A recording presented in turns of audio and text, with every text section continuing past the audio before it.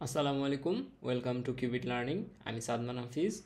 Data structure কোর্সের second ক্লাসে আপনাদের সবাইকে স্বাগতম। আমাদের ডেটা স্ট্রাকচারের পেইড কোর্সটি আগস্টের 10 তারিখ থেকে শুরু করা হবে, তাই আর দেরি না করে ভিডিও ডিসক্রিপশানে দেওয়া লিঙ্ক থেকে এখনই রেজিস্ট্রেশন করে ফেলুন। আমাদের কোর্সগুলো সম্পর্কে রেগুলার আপডেট পেতে ডেসক্রিপশানে দেওয়া টেলিগ্রাম লিঙ্ক থেকে জয়েন করে ফেলুন আমাদের টেলিগ্রাম চ্যানেলে। ফেসবুকের মাধ্যমে কানেক্টেড থাকতে হলে ভিডিও ডেসক্রিপশানে দেওয়া ফেসবুক পেজে লাইক করে পাশে থাকুন। বিগত ক্লাসে আমরা যেগুলো নিয়ে আলোচনা করেছিলাম, types of data structure, array and it's disadvantages, A pictorial representation on dynamic memory allocation and static memory allocation. এই ভিডিওতে আমরা যেসব বিষয় নিয়ে আলোচনা করব, ডাইনামিক মেমোরি অ্যালোকেশন সম্পর্কে আমরা বিস্তারিত জানব, তার প্রপার্টিজ এবং তার অ্যালোকেশনের জন্য যে ফাংশনগুলো জরুরি সেগুলো সম্পর্কে হালকা জানব। ডাইনামিক মেমোরি অ্যালোকেশন এবং স্ট্যাটিক মেমোরি অ্যালোকেশনের মধ্যে পার্থক্য, তাদের ড্রব্যাকসগুলো সম্পর্কে আলোচনা করব। যেহেতু আমরা ডেটা স্ট্রাকচার পড়তেছি এবং ডেটা স্ট্রাকচার আমাদের মেমোরির সাথে কানেক্টেড, সো আমরা মেমোরি ম্যানেজমেন্ট সম্পর্কে একটা ওভারভিউ নিব এবং আমাদের কাঙ্ক্ষিত সেই লিঙ্ক লিস্ট সম্পর্কে আমরা খুবই বেসিক একটা ইন্ট্রোডাকশান দিব, কারণ এরপরে যে ভিডিওটা আসবে সেই ভিডিওতে আমরা লিঙ্ক লিস্ট সম্পর্কে বিস্তারিত আলোচনা করব। সো আর দেরি না করে শুরু করা যাক। সো গত লেকচার ভিডিওতে আমরা যেটা দেখেছিলাম সেটা ছিল ডায়নামিক মেমোরি অ্যালোকেশন এবং স্ট্যাটিক মেমোরি অ্যালোকেশনের পিক্টোরিয়াল রিপ্রেজেন্টেশন একটা। সো এই স্লাইডে বা এই ভিডিও লেকচারে আমরা যেটা দেখব সেটা হচ্ছে ডায়নামিক মেমোরি অ্যালোকেশনের প্রপার্টিজ, এবং তারপরে দেখব ডায়নামিক মেমোরি অ্যালোকেশন এবং স্ট্যাটিক মেমোরি অ্যালোকেশনের মধ্যে পার্থক্য। ঠিক আছে? তো ডাইনামিক মেমোরি অ্যালোকেশনের সংজ্ঞাটা হচ্ছে, the concept of dynamic memory allocation in C language enables the C programmer to allocate memory at run time. এখন রান টাইম বুঝতে হলে আপনাদের বুঝতে হবে কম্পাইল টাইম কি। ঠিক আছে? Compile time and run time. Compile time আর একটা হচ্ছে রান টাইম। সো আপনি ধরে নেন একটা কোড লিখছেন যেখানে হচ্ছে আপনার 100 জন ইউজারের ইনপুট নিতে হবে। সো আপনি একটা অ্যারে ডিক্লেয়ার করছেন, করে হচ্ছে ওইখানে 100 লিখছেন, এখানে আপনি 100টা ডেটা ইনপুট নেবেন। ঠিক আছে? তো আপনি যদি এটা স্ট্যাটিক্যালি করেন, স্ট্যাটিক মেমোরি অ্যালোকেশনের মাধ্যমে করেন, সো যখন আপনি স্ট্যাটিক মেমোরি অ্যালোকেশন করতেছেন, আপনার প্রোগ্রামটাকে যখন রান করবেন এবং সেটা যখন কম্পাইল হবে, কম্পাইলেশনের সময়ই আপনার মেমোরিতে একটা জায়গায় 100টা ব্লক আপনার এই প্রোগ্রামের জন্য বরাদ্দ হয়ে যাবে। তার মানে কি হচ্ছে, একবার যখন কম্পাইল হয়ে যাচ্ছে তখন আপনি আর 100কে চেঞ্জ করতে পারছেন না, তাই না? এটা হচ্ছে কম্পাইল টাইমে মেমোরি অ্যালোকেট হয়ে যায়। কখন? যখন আপনি স্ট্যাটিক্যালি মেমোরিটা অ্যালোকেট করেন। আর রান টাইমে কখন করতেছেন? রান টাইমে আমরা হচ্ছে ডাইনামিক মেমোরি অ্যালোকেশন করি কেমনে, যে হচ্ছে ধরে নেন আপনার এখন 10 জন দরকার, তো আপনি 10 লিখলেন, আপনার জন্য 10টা ঘর মেমোরির যে কোনো জায়গায় বরাদ্দ হয়ে গেল এবং ওইগুলো একটার সাথে একটা কানেক্টেড। ওইটার ফাংশনালিটিস আমরা পরে দেখব। ধরেন আপনি 20 দিলেন, ওইটার জন্য আলাদা হয়ে গেল। সো এই ক্ষেত্রে কী হচ্ছে, আপনার 100 জনের জায়গায় আপনি 2000 জন দিতে পারেন যদি আপনার প্রয়োজন হয়। আপনার প্রোগ্রামে কোনো এডিট করার দরকার হচ্ছে না, তাই না? আবার দেখা যাচ্ছে আপনার 100 জন লাগবে না, আপনি সেফটির জন্য 100 জন লিখছেন, আপনার অ্যাকচুয়াল দরকার 50 জন, বাকি 50টা ওয়েস্ট না? এই ওয়েস্টেজটা আমাদের এই ক্ষেত্রে হচ্ছে না রান টাইমে। সো ডাইনামিক মেমোরি অ্যালোকেশন প্রোগ্রামারদের রান টাইমে মেমোরি অ্যালোকেট করার জন্য একটা সুবিধা প্রদান করে থাকে। এইটাই, যে কম্পাইল টাইমে যদি আমি এই স্ট্যাটিক মেমোরিতে যদি এরকম লিখি অ্যারে 100, তার মানে হচ্ছে এটা কম্পাইল টাইমে আমার মেমোরিতে 100টা ঘর ফিল আপ করে নেবে। এটা রান টাইমে করবে না। আর ডাইনামিক মেমোরি অ্যালোকেশনের মূল লক্ষ্যই হচ্ছে যাতে আমরা রান টাইমে আমাদের প্রয়োজন অনুযায়ী আমরা মেমোরিটা পাই, সেটা। বুঝতে পারছি? সো এটা আমি একটু ক্লিন করে দিচ্ছি। ওকে, এরপরে যদি আমরা দেখি, dynamic memory allocation in C language is possible by 4 functions. হ্যাঁ, এবং এইগুলো সবগুলো কই থাকে? Standard library dot H header ফাইলের মধ্যে। সো আপনি যদি হচ্ছে ডাইনামিক মেমোরি অ্যালোকেশনকে ইউজ করতে চান, আপনাকে অবশ্যই hash include dot studio dot h এই ফাংশনের পরে আপনাকে হচ্ছে standard library dot H header ফাইলটাকে যুক্ত করতে হবে।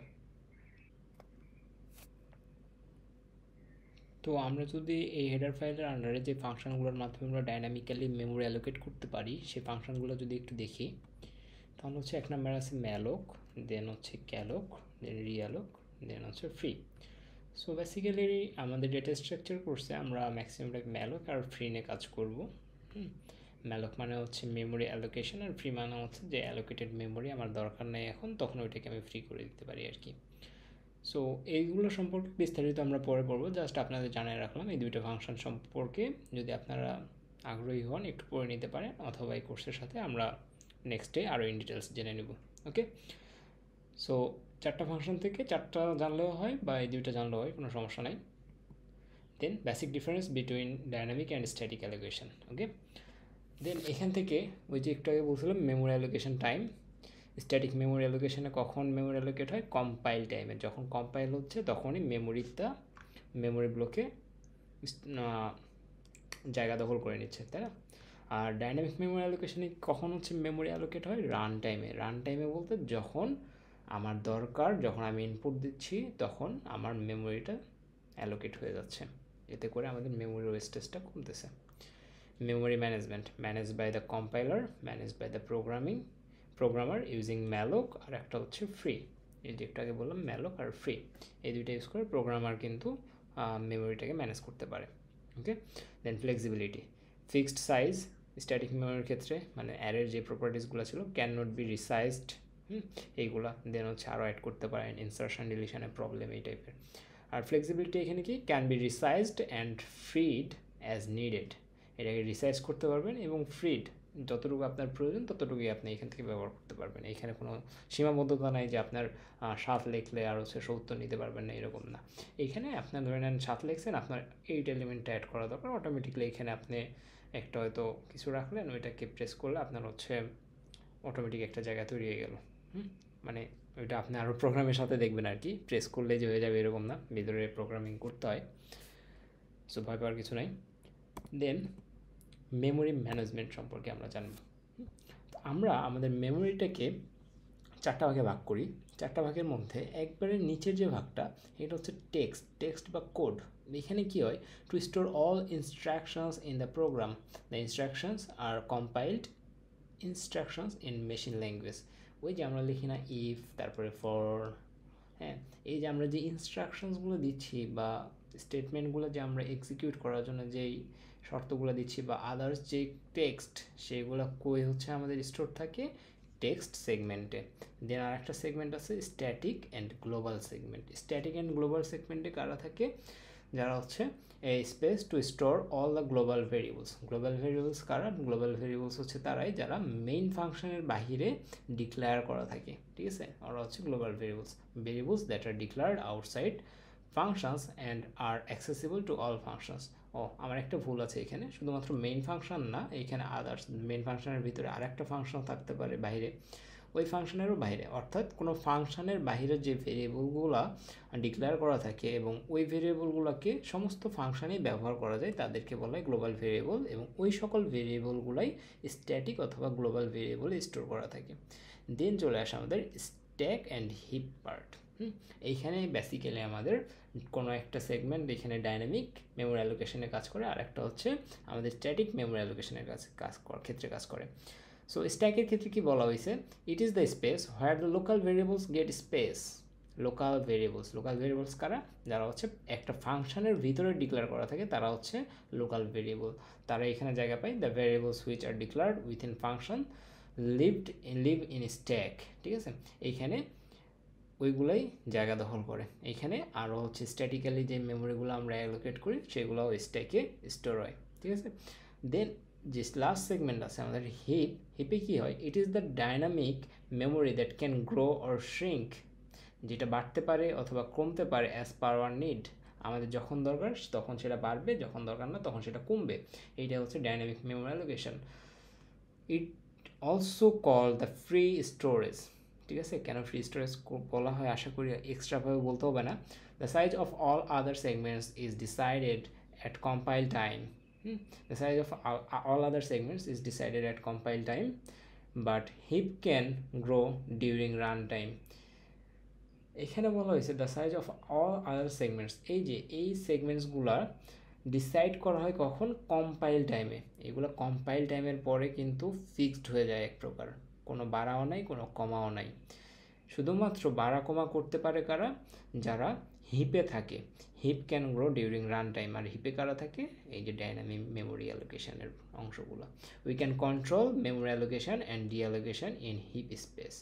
ঠিক আছে, আমরা অ্যালোকেট করি ম্যালক দ্বারা, আর ডিঅ্যালোকেশন বা ফ্রি করি হচ্ছে ফ্রি ফাংশনের দ্বারা। ওইগুলো সম্পর্কে আমরা পরে আরও বিস্তারিত পড়ব। ওকে, দেন আমাদের মাইটি লিঙ্ক লিস্ট। লিঙ্ক লিস্ট আসে অ্যাকচুয়ালি, আমরা হচ্ছে প্রথমে দেখছিলাম আমরা প্রথমে দেখছিলাম ডেটা স্ট্রাকচার টাইপসের মধ্যে লিনিয়ার ডেটা স্ট্রাকচারের আন্ডারে আমরা কিন্তু হচ্ছে বেসিক্যালি দুইটা জিনিস আমরা খেয়াল করছিলাম, আরও কয়েকটা করছিলাম, অ্যারে আর একটা হচ্ছে লিঙ্ক লিস্ট। ঠিক আছে, সো অ্যারের যে ডিসঅ্যাডভান্টেজগুলো আছে সেগুলোকেই অ্যাডভান্টেজ হিসেবে নেয় লিঙ্ক লিস্ট। হ্যাঁ, লিঙ্ক লিস্ট কী করে, অ্যারেতে যে ডিসঅ্যাডভান্টেজগুলো ছিল সেগুলোকে ওভারকাম করে, এবং সে হচ্ছে একটা ডায়নামিক্যালি মেমোরি অ্যালোকেশনের একটা এনভায়রনমেন্ট দেয় প্রোগ্রামারকে। সংজ্ঞা কি? সংজ্ঞা হচ্ছে link list is a linear data structure in which elements are not stored at contiguous location. Contiguous মানে হচ্ছে সংলগ্ন, একটার পরে একটা। Not stored at a contiguous location, কোনো সংলগ্ন লোকেশানে তারা স্টোর থাকে না। Rather they are linked using pointers. এখানে পয়েন্টার কই থেকে আসলো বলেন? আচ্ছা, এটা একটু আমরা পরে দেখতেছি পয়েন্টার কই থেকে আসলো। তার আগে আমাদের যেটা দেখতে হবে সেটা হচ্ছে in which elements are not stored at a contiguous location, rather they are linked using pointers. যদি অ্যারের ক্ষেত্রে আমরা যেটা করতাম, এখানে এখানে এখানে এখানে এখানে এখানে এখানে একটা এলিমেন্ট রাখলাম 2 3 4 5 6। অ্যারের ক্ষেত্রে আমি কি করতাম, এভাবে যদি আমরা এই পুরো অ্যারেটাকে প্রিন্ট করতে চাই তাহলে আমাদের একটা ফর লুপ নিয়ে আমরা হচ্ছে এখানে কিছু কন্ডিশন দিতাম, এখানে আই প্লাস প্লাস দিতাম, এখানে আই 0 থেকে শুরু হতো, আর এখানে একটা টার্মিনেশন কন্ডিশন দিতাম, রাইট? দেন আমরা কি করতাম, প্রিন্টএফের ভিতরে আমরা কি করতাম, অ্যারের ওই আইতম ইন্ডেক্সটাকে দিয়ে দিতাম। সো এটা করলে যেটা হইতো অ্যাকচুয়ালি সেটা হচ্ছে অ্যারে আই মানে হচ্ছে 0th এলিমেন্টে যে আছে সে প্রিন্ট হয়ে যেত। তারপরে যেহেতু এটা ইন্টিজার টাইপের, তাই না? সো এইখানে মেমোরিতে যে কাজটা হয়, প্রথম এলিমেন্টটা ধরে নেন আমার 100-তে আছে প্রথম এলিমেন্টের অ্যাড্রেস, তাহলে সেকেন্ড যে এলিমেন্টটা আছে সেটার অ্যাড্রেস হচ্ছে যে 104। সো কম্পাইলার কী করে, এটার সাথে অটোমেটিকলি 4 যোগ করে দেয়। ঠিক আছে, বা আদার্স একটা প্রসেস আছে, এটা একটু পরে অন্য একদিন বোঝাবো আর কি, আজকে না বুঝে ওইটা। সো এভাবে করে করে দেখা যাচ্ছে আমি তৃতীয় এলিমেন্টকে অ্যাক্সেস করতে চাচ্ছি, কিন্তু এটা হচ্ছে 0th element, first element, second element. ঠিক আছে, সো সেকেন্ড এলিমেন্টকে আমি অ্যাক্সেস করতে চাচ্ছি, তাহলে সেকেন্ড এলিমেন্টে কী হবে, এটা আমার বেস অ্যাড্রেস কি, বেস অ্যাড্রেস 100, আর যেহেতু হচ্ছে সেকেন্ডটাকে করতে চাচ্ছি এবং প্রত্যেকটার সাইজ 4, তার মানে 4x2, তার মানে কি 108। তার মানে এটা যদি 100 হয়, এটা হচ্ছে 104, আর সেকেন্ডটাকে 108, তার মানে 108-এ যে আছে তাকে প্রিন্ট করে দিচ্ছে। যদি আমরা আয়ের মান যদি এখানে 5 হয় তাহলে কি হচ্ছে, এই 4 এখানে 4ই থাকবে, 2-এর জায়গায় 5 হয়ে যাবে। ঠিক আছে, 105 মানে হচ্ছে এখানে 120তম ইন্ডেক্স, 120তম অ্যাড্রেসে যে আছে তাকে প্রিন্ট করে দেবে। 120তমতে কে আছে, 112, এটা হলে এটা 116, আর এটা হচ্ছে 120, তার মানে প্রিন্ট করে দেবে কাকে, 6কে। বুঝতে পারছি? সো এটা সম্ভব হয় শুধুমাত্র আমরা হচ্ছে কন্টিজিয়াসলি বা সংলগ্নতা অনুসারে মেমোরি অ্যালোকেট করি অ্যারের ক্ষেত্রে, তাই না? কিন্তু এখানে বলা হয়েছে যে elements are not stored at a contiguous লোকেশনে তারা স্টোর থাকবে না। তাহলে আমরা যখন এই এলিমেন্টগুলোকে প্রিন্ট করব, তাহলে প্রিন্টটা আমরা করব কিসের সাপেক্ষে? হ্যাঁ, আমরা প্রিন্ট কিসের সাপেক্ষে করব? যখন আমরা অ্যারেকে প্রিন্ট করতাম, অ্যারের একটা বেস অ্যাড্রেস থাকতো, অ্যারের বেস অ্যাড্রেসটা ধরা হয়, অ্যারের যে ফার্স্ট এলিমেন্ট আছে ওইটার অ্যাড্রেসকে বেস অ্যাড্রেস ধরা হয়, এবং ওইটার সাথে ক্যালকুলেট করে আমাদের বাকি যে এলিমেন্টগুলো আছে সেগুলোকে প্রিন্ট করা হয়। কিন্তু এই ক্ষেত্রে লিঙ্ক লিস্টের ক্ষেত্রে আমরা কি করব? লিঙ্ক লিস্টের ক্ষেত্রে কি আমাদের কাছে সেই অপশান আছে হাতে? সেই অপশানটা আমাদের হাতে নাই, এই জন্যে আমরা স্টোর করব না কন্টিজিয়াসলি, আমরা স্টোর করব কিসের মাধ্যমে, লিঙ্কড ইউজিং পয়েন্টার্স। আমরা হচ্ছে লিঙ্কার ইউজ করবো, একটার সাথে একটার কানেকশান ইউজ করব, কানেকশানটা হইতে হবে পয়েন্টারের মাধ্যমে। বুঝতে পারছি? সো এইটা কিভাবে হয়, এটা নিয়ে ভয় পাওয়ার কিছু নাই, এটা খুবই সহজ একটা জিনিস, শুধু হচ্ছে একটু ভালোভাবে বোঝার চেষ্টা করেন। এখন ধরে নেন যে এইটা হচ্ছে আপনার একটা মেমোরির ব্লক। অ্যারের ক্ষেত্রে কী হতো, এটা একটা মেমোরি ব্লক যদি হইতো, অ্যারের ক্ষেত্রে এরকম কন্টিনিউয়াসলি একটা ব্লক সে দখল করে নিত, তার সাইজ অনুযায়ী 7 দিলে 7টা ঘর। কিন্তু আপনি হচ্ছে কন্টিজিয়াসলি করতে চাচ্ছেন না। তার মানে কি, কন্টিজিয়াসলি মানে হচ্ছে সংলগ্ন যদি হয়, কন্টিজিয়াসলি না করার কারণ হচ্ছে অসংলগ্ন। অসংলগ্ন মানে কি, এক এক জায়গায় এক একটা থাকলেও আমার সমস্যা নেই, বা সাথে সাথে থাকলেও সমস্যা নেই। কিন্তু আমি ধরে নিলাম আমার হোস্ট কেসে যে আমার হচ্ছে একটা এলিমেন্ট এখানে আছে, একটা এখানে আছে, একটা এখানে আছে। সো এটার অ্যাড্রেস যদি 104 হয়, এটা যদি 205 হয়, এটা যদি 116 হয়, আমি যদি একটা কম্পাইলারকে চালাই তাহলে 104 শুধু রিড করলো, পরেরটা তো সে আর রিড করতে পারবে না। পারবে? যদি এরকম রিডই না করতে পারে তাহলে লিস্ট হইল না তো। এখানে নামে বলা আছে লিস্ট। লিস্ট মানে কি, একটা থ্রুতে আরেকটাতে যাওয়া যাবে, তাই না? মানে অ্যারেতে যেরকম যাচ্ছিল যে প্রথমটা পাইলাম, দ্বিতীয়টা পাইলাম, তৃতীয়টা পাইলাম, লিস্ট আকারে প্রিন্ট করতেছে, কিন্তু এখানে তো প্রিন্টের কোনো অপশান দেখতেছি না আমরা স্বাভাবিক দৃষ্টিতে, রাইট? সো এই জন্যে ধরে নিলাম এটা আমাদের একটা মেমোরি। এই মেমোরিতে আমি 5টা এলিমেন্টকে স্টোর করব। 5টা এলিমেন্টকে স্টোর করার জন্য আমাদের কী করতে হবে? ধরে নিলাম আমি হচ্ছে 5টা জায়গা দখল করব। 1টা, 2টা, 3টা, 4টা, 5টা। 5টা জায়গায়, 5টা যে কোনো জায়গায় হইতে পারে, তাদের অ্যাড্রেস যে পরপর হইতে হবে এরকম কোনো বাধ্যবাধকতা নেই, তারা যে কোনো জায়গায় হইতে পারে মেমোরির, ঠিক আছে? তাহলে আমরা কি করতে পারি, ধরে নিলাম এটার অ্যাড্রেস 100, এটার অ্যাড্রেস 200, এটার ধরে নিলাম 250, এটার ধরে নিলাম 500, এটার ধরে নিলাম লাইক 160, ঠিক আছে? সো এদের অ্যাড্রেসের কারোর সাথে কারো মিল আছে? কারোর সাথে কারো মিল নেই।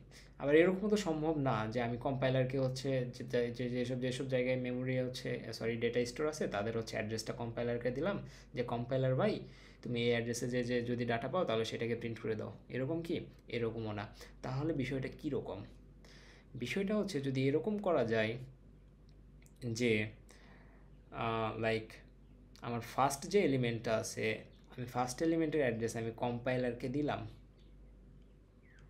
কম্পাইলারের কাছে আমি আমার ফার্স্ট এলিমেন্টের অ্যাড্রেসটাকে দিলাম, তাহলে যেটা হবে কম্পাইলার ফার্স্ট এলিমেন্টটাকে রিড করবে। তার মানে কি, ফার্স্ট এলিমেন্টের কাছে এখন কম্পাইলার আসছে। এখন আমরা টেকনিক্যালি একটা কাজ করতে পারি, আমাদের সেকেন্ড যে এলিমেন্টটা আছে সেইটার যে অ্যাড্রেস, সেই অ্যাড্রেসটার একটা অংশ আমরা ফার্স্ট এলিমেন্টের সাথে অ্যাড করে দিতে পারি। ফার্স্ট এলিমেন্টের একটা জায়গা রাখতে পারি যে জায়গায় আমাদের সেকেন্ড এলিমেন্টের যে অ্যাড্রেস সেটা লেখা থাকবে, এই যে 200।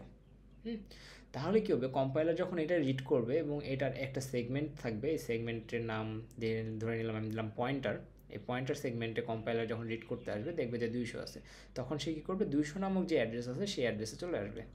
আসার পরে 200 নামক যে অ্যাড্রেস আছে এই অ্যাড্রেস থেকে ডেটাটা পড়ার পরে কী করবে, পরের যে আমাদের থার্ড এলিমেন্টটা আছে এটার ধরে নেন আমাদের অ্যাড্রেসটা এখানে দিয়ে আছে, ওইটার অ্যাড্রেস কত, 250। সে তখন কী করবে, 250-এরকে ফলো করে 250 যে অ্যাড্রেসটা আছে ওইখানে যাবে, যে আবার ডেটাটা রিড করবে। 250-এর কাছে 500 ডেটা দিয়ে আছে, 500-এর কাছে 160-এর দিয়ে আছে। তাহলে এই ক্ষেত্রে কী হচ্ছে একটু চিন্তা করেন, এই ক্ষেত্রে কিন্তু এখন লিস্ট হয়ে যাচ্ছে।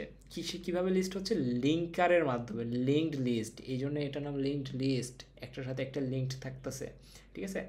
সো এখানে আমরা বেসিক্যালি যেটা করতেছি, আমাদের লিস্টের একবারে যে ফার্স্টের এলিমেন্ট থাকবে শুধুমাত্র তার অ্যাড্রেসটাই আমরা কম্পাইলারকে দিচ্ছি।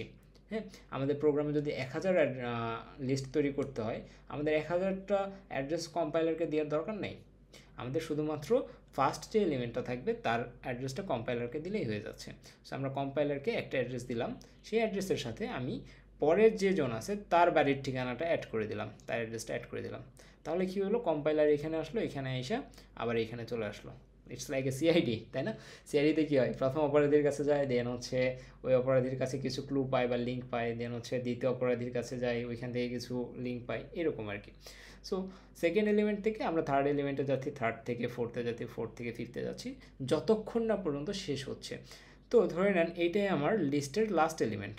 এখন এর কাছে আমি কোনো অ্যাড্রেস দিব কি, এর কাছে আমি কোনো অ্যাড্রেস দিতে পারতেছি না, কারণ এরপরে আর কোনো এলিমেন্ট নাই, আমার আর কোনো অ্যাড্রেস দেওয়ার দরকার নেই। সো আমরা এখানে সিম্পলি নাল লিখে দিতে পারি। সো আমরা কম্পাইলারকে ফার্স্ট এলিমেন্টটা দিলাম, ফার্স্ট অ্যাড্রেসটা দিলাম, ফার্স্ট অ্যাড্রেসে সেই জায়গায় আসলো, আসার পরে ডেটাকে প্রিন্ট করলো, প্রিন্ট করার পরে তার যে তার সে পরের এলিমেন্টে আসলো, তারপরে এই এলিমেন্টে আসলো, দেন এই এলিমেন্টে, এই এলিমেন্টে আসার পরে দেখতেছে এটার যে পরের পার্ট, এই পার্টে সে আর কারো অ্যাড্রেসটা রাখেনি, তার মানে কি এই শেষ, এরপর আর কেউ নাই, এই হচ্ছে প্রধান আসামি আর কি আমাদের। হ্যাঁ, সো এইভাবে আমরা লিঙ্ক লিস্টকে কাজে লাগাইতে পারি আমাদের ডেটাকে স্টোর করার জন্য, বুঝতে পারছি? ওকে, দেন আমরা যদি পরেরটা দেখি, লিঙ্ক লিস্টের প্রপার্টিজের মধ্যে কী আছে দেখি, ডাইনামিক সাইজ। ডাইনামিক সাইজ মানে হচ্ছে the size of link list can grow and shrink dynamically, যখন আমাদের দরকার তখন আমরা এটাকে গ্রো করতে পারি, শ্রিঙ্ক করতে পারি। ঠিক ওইভাবে যে এখানে একটা এলিমেন্ট, এখানে একটা এলিমেন্ট, কারণ এদের তো হচ্ছে আমাদের কোনো শর্ত নেই এটা একটার পর একটা হইতে হবে এরকম কোনো শর্ত নেই, এটা মেমোরির যে কোনো জায়গায় হইতে পারে।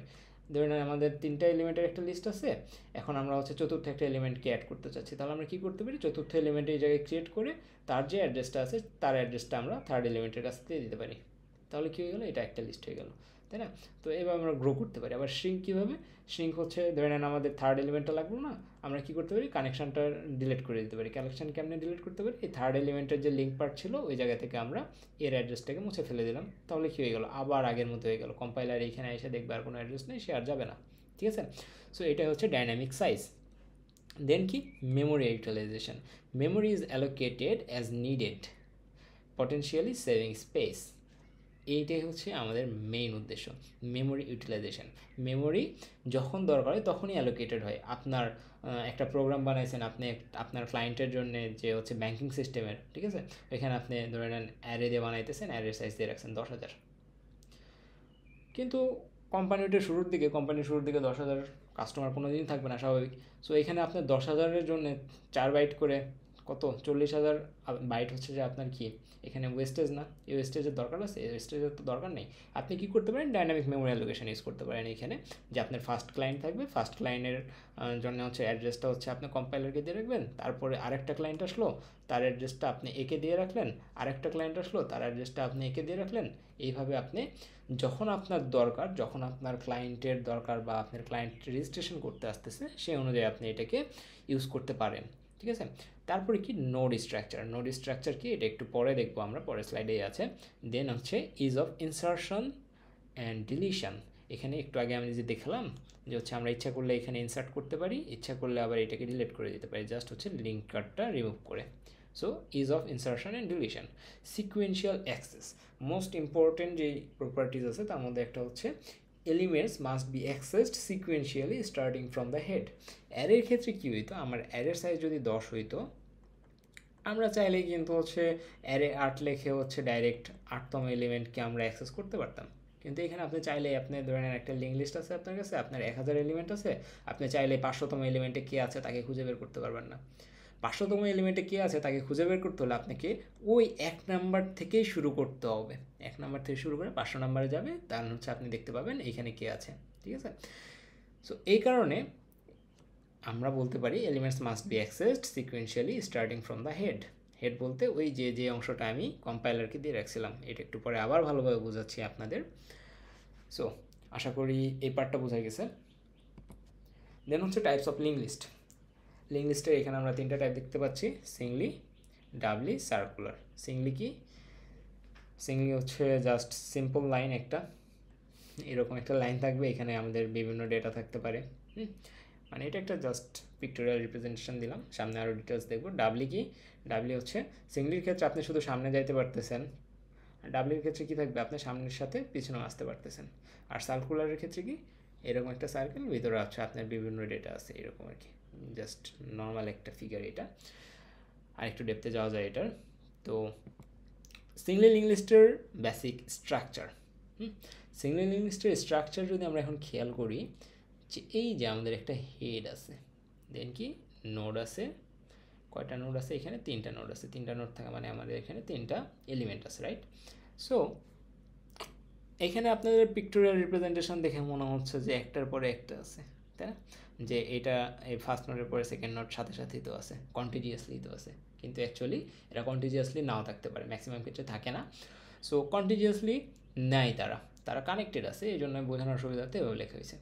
সো আমাদের সিঙ্গলি লিঙ্ক লিস্টে একটু আগে আমরা যেটা দেখছিলাম যে ফার্স্ট এলিমেন্ট তার সাথে হচ্ছে ডেটা থাকতেছে এবং তার সাথে একটা পরের জনের একটা অ্যাড্রেস থাকতেছে, পরের যে এলিমেন্ট আছে তার একটা অ্যাড্রেস থাকতেছে, তার মানে তার কাছে 2টা পার্ট আছে, একটা হচ্ছে ডেটা পার্ট আর একটা হচ্ছে লিঙ্ক পার্ট বা এটাকে কী বলবো, অ্যাড্রেস পার্ট, ঠিক আছে? এই চিত্র দেখে আমরা যদি খেয়াল করি, জাস্ট এইটারই একটা বিগার ভার্সন। কী বলছে এখানে, এখানে ডেটা পার্ট আছে, ডেটা পার্ট হচ্ছে বিভিন্ন ইনফরমেশান থাকে, লাইক ব্যাঙ্ক অ্যাকাউন্ট নাম্বার হইতে পারে, মানে একজন ব্যাঙ্ক হোল্ডার হিসেবে যদি চিন্তা করি, এখানে তার হচ্ছে নাম থাকতে পারে, অ্যাড্রেস থাকতে পারে, ব্যাঙ্ক অ্যাকাউন্ট নাম্বার থাকতে পারে, আদার্স অল ইনফরমেশান এখানে থাকতে পারে ডেটা সেগমেন্টে। কিন্তু পরের সেগমেন্টের নাম এক্ষেত্রে আমরা নেক্সট দিছি, অনেক ক্ষেত্রে দেখবেন যে আপনারা লিঙ্ক দিছে। এক্ষেত্রে কি বলছে, pointer to the note to other notes.